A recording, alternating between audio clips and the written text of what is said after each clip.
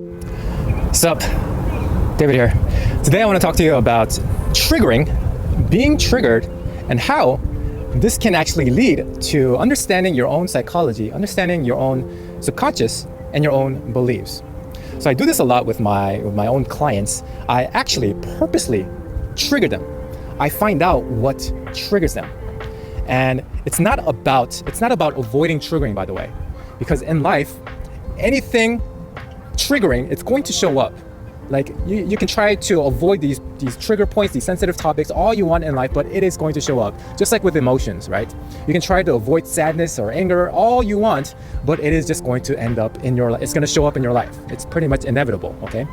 So instead of fighting it, why not dissect it and take a look at it, right? And so whenever you are triggered, instead of identifying with the triggering, why don't you take a step back and look at it, look at the triggering and say, where is this triggering coming from? Why am I being triggered? And this question, if you ask and understand why this is happening, you can get deeply into understanding how your own psychology works. And I do this with my students a lot. Okay, so I purposely trigger them to see, okay, why are they getting triggered? Where is this coming from? It is an unconscious behavior that they have, an unconscious belief. And where is this belief coming from? Because when you can get to the root of some of these beliefs and some of these unconscious patterns, then you can figure out why this is happening, and then you can pretty much remove the triggering from the baseline, right? From first order principles. It's more like the old example of like the bandage over the wound.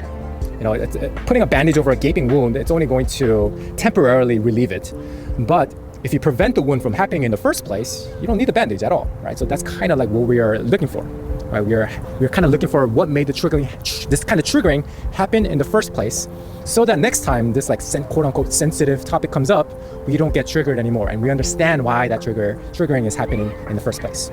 And by the way, many different topics, or I would say an individual can be triggered in many different ways, and every individual is different from everyone else, okay? What might trigger someone might not trigger another person, and vice versa, right? So that is also in the way we are raised and the way we come into the world into believing, or like the set of beliefs that we have come to accept and come to believe in our life, to make it a part of our reality as we are growing up. So what triggers one person might be different from what triggers another person, right? So the point I'm trying to make here is understand where things are coming from. Understand your own psychology. Don't identify with things, but ask this question. This is a very important question. Where does this triggering come from? Why am I being triggered? So when you are seeing somebody triggered, instead of saying like, why are they angry? Or like, I'm way better than this person. Instead of saying that, put it into your own perspective and say, that's interesting. I wonder where my version of this is. I wonder what makes me triggered. And ask yourself that. And that way you can find a lot of these, like I said, the things that create the wounds. And if you can prevent the wounds from happening in the first place, then you don't even need the bandages anymore. So you're operating from first order principles.